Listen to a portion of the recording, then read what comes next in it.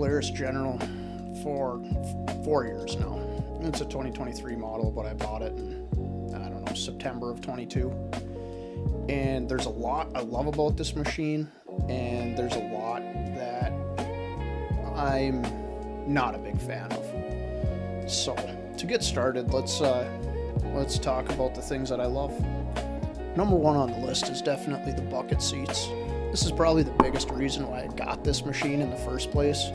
I like going on longer rides, not all the time, but when I do, I didn't like the way that the Polaris Ranger seats were, and they got uncomfortable for me after a couple hours of riding. So seats are number one for sure. Number two is the suspension on this. It comes with the Evan Walker shocks, at least the 23 model did.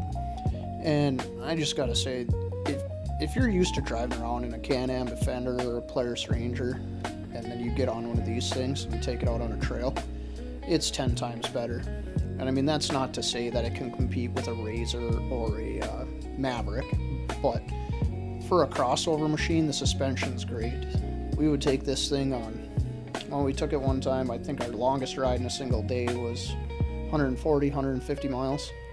We were doing 45 miles an hour across the trail with lots of potholes and bumps, and she just drove like a dream. The other guys were in Rangers, and they were pretty sore by the end of the day. Me and my buddy, who each had Generals, we were feeling pretty good though. So between the seats and the suspension, the ride in this thing is much better if you're looking for a crossover machine. Now, that's not to say that the Ranger or the Defender aren't great machines either, but if you're looking for something that can do both work and play, I definitely would recommend a General for that. Next is just the overall flexibility of the machine.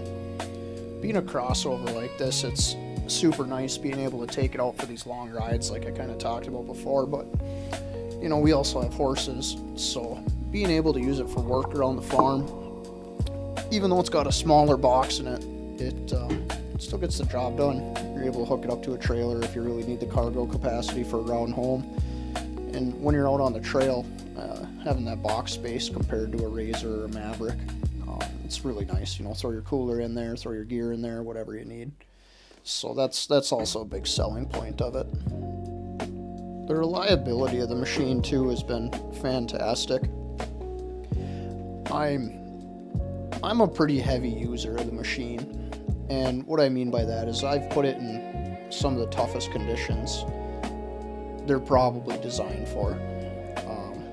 Our hunting shack is in a region where the best road is the road in. It's a gravel road, and everything that we run down after that is either through beaver dams and muddy swamps. You know, I've routinely taken this thing through 1 foot, 2 feet of mud, just had it buried in there. And then riding up on the Iron Range here around Gilbert,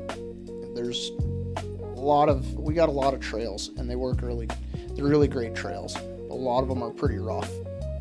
A lot of big boulders that you have to go through. The iron ore red color really beats it up. And overall, the machine has just performed really well for me. There's really only ever been 1, maybe 2 issues that were actual breakdowns of the machine. Everything else that I had issues with was self-induced. For example, I bent up my front bumper because I hit a rock. I had to put new tires on because I hit a big rock. Some broken plastics on the thing. Well, that's on me because I took it through some trees and sticks jammed in there and got it. Wasn't really anything to do with the machine itself. So the overall reliability is great. Really, the only issue that I've had with it is the clutch, and that was to be expected. The clutching in these Generals is the one thing that I'd have to say Polaris did not do a very good job on. What it feels like they did is they took a Ranger and they took a Razor and they made the General in between. That's obvious. But when they put the clutch in the General, it's like they didn't know what to do. Low gear is super torquey, maxes out at 30, but the RPMs just go higher than high can be. In the high end, the clutching on it has a really bad rattle when it starts. It's a very common problem. I've talked to a lot of people that have the machine, and it's all the same thing. So I kind of knew going into it that my clutch was going to need to be repaired at some point. My hopes were that I was going to get 5,000 miles out of it. I ended up getting about 6,200 miles out of it before it finally went out on me and I had to replace it. I ended up putting a Dura clutch in now, and that's a video for another time.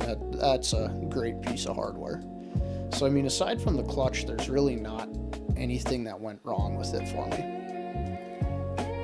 A big part of that though is I regularly do my oil changes.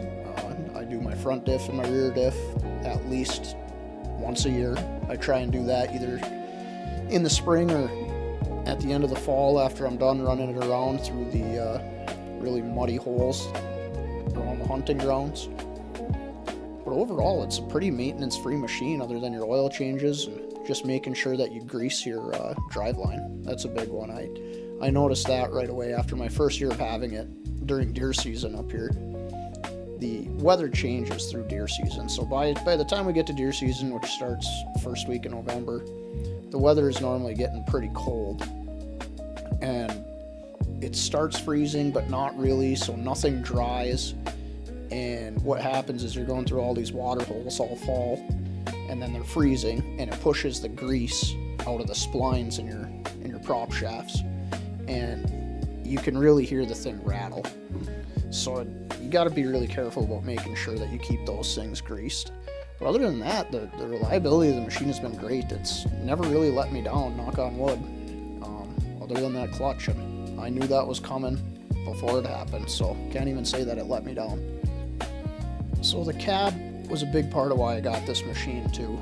You know, living in northern Minnesota, you really only have about 4, maybe 5 months out of the year where you're not going to want a cab on the machine.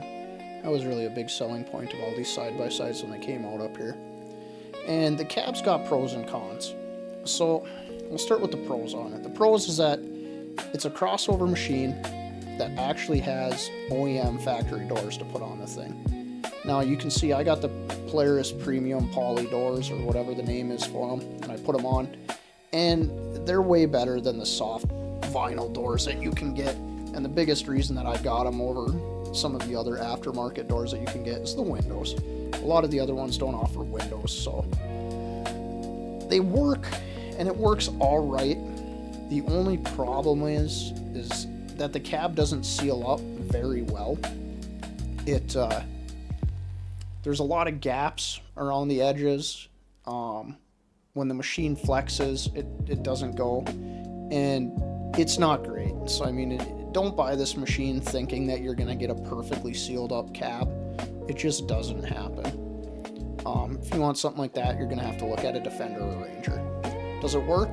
Absolutely. I mean, I've driven this thing around in 20 below, and I put an aftermarket Inferno heater in there, and it'll keep you warm. But if you get up above 30, 40 miles an hour, there's a lot of little holes in the cab that aren't fully sealed up, and you can feel that draft coming through. So don't think that you're going to get a perfectly sealed cab on this, but you can put a good enough cab on it where it will work for your needs.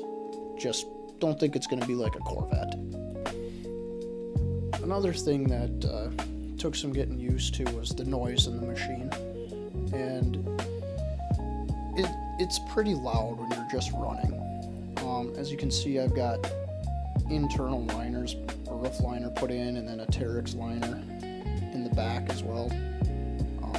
It's odd in some shots throughout the video here, but if you put those liners in, it drastically cuts down on the noise. It's not unbearable, but it's definitely loud. Like it's tough holding a conversation when you're going 45, 50 miles an hour with that level of noise. So just be prepared for that if you decide to get one. Another thing that's somewhat annoying with it is, I kind of talked about it before with the cab, but there's just lots of little holes everywhere.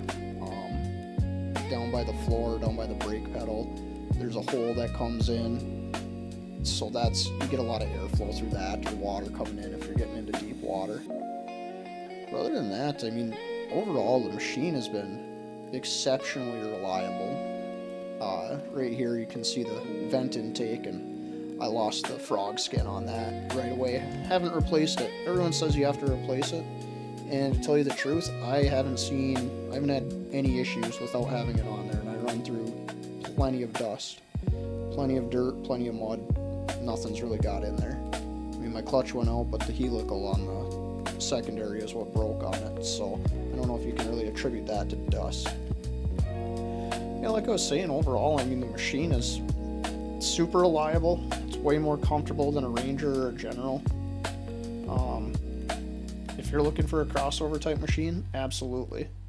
Now, if you're looking for a machine that you're going to be doing mainly work on the farm, I would look at a Polaris Ranger or a Can-Am Defender. I would look somewhere else.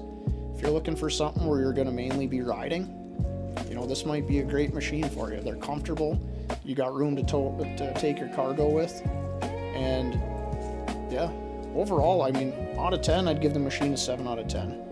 So let me know if you have anything else you want to know about. Leave it in the comments below. Thanks.